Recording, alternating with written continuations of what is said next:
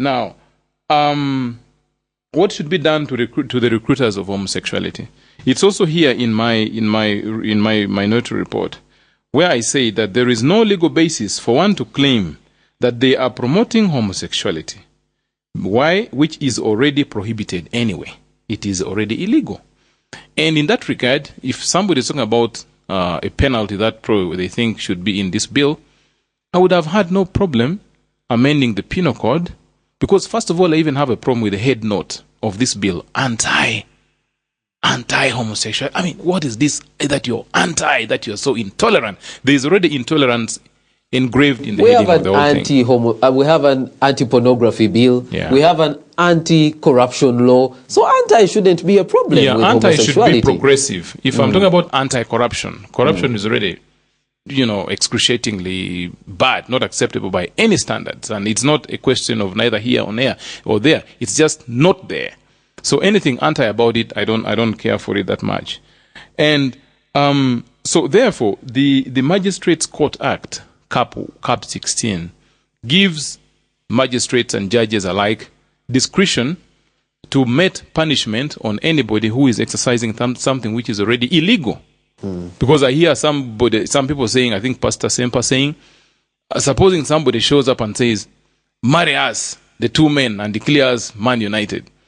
The judges under the Magistrates Court Act, Cap 16, have been given discretion to mete punishment. I don't know why you want to take that away from them.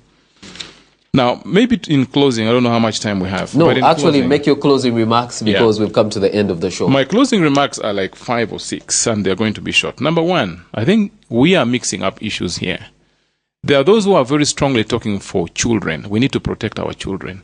And they're only thinking that we should protect our children against homosexuality. I believe that we must do that.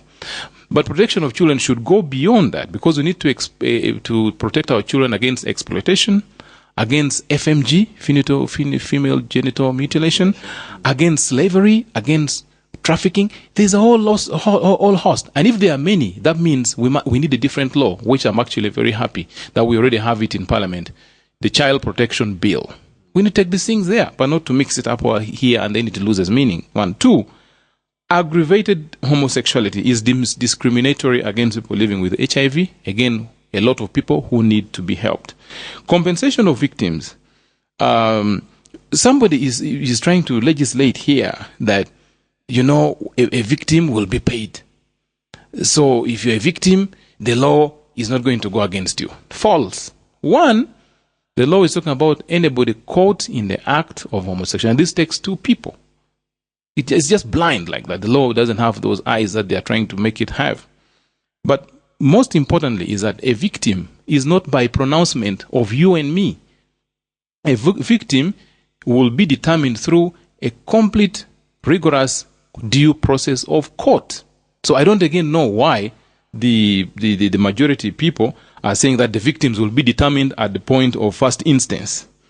So I also want to urge especially the government that this is a matter that has foreign policy bearings, and we have to be very careful about it.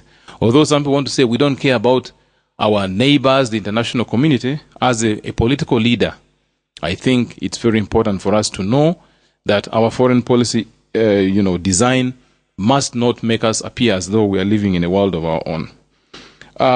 We have international treaties. We have the Constitution. There are people who want us to make such a law, totally against Article 21, totally against Article 29, totally against Article 287. Article 287 enjoins us to abide by international treaties which we are party to. So these guys should just, first of all, come and exclude us, make us an island, and then we say Uganda is different, it is isolated, and then we now make such a draconian law which puts us in a class of our own. So these are some of the things that I think we should address our minds to. But I totally understand religious leaders who are speaking from a moral perspective. But I also want them to respect those of us who are legislators, we are lawmakers, and we go beyond just religion, but we go and talk about governance of humanity on God's earth. All right. Thank you very much, Honorable Tada.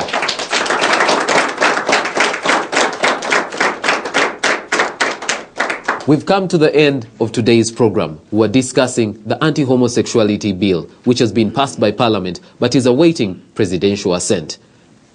It is vital that you have your say on what your parliamentarians are talking about in Parliament because you sent them there. So continue to watch our Parliament and have your say on the matters in Parliament. I've been your host, Iguma Gabriel. Until next time, continue following us and listen to the show on the radio stations that are going to be shown after I say good night.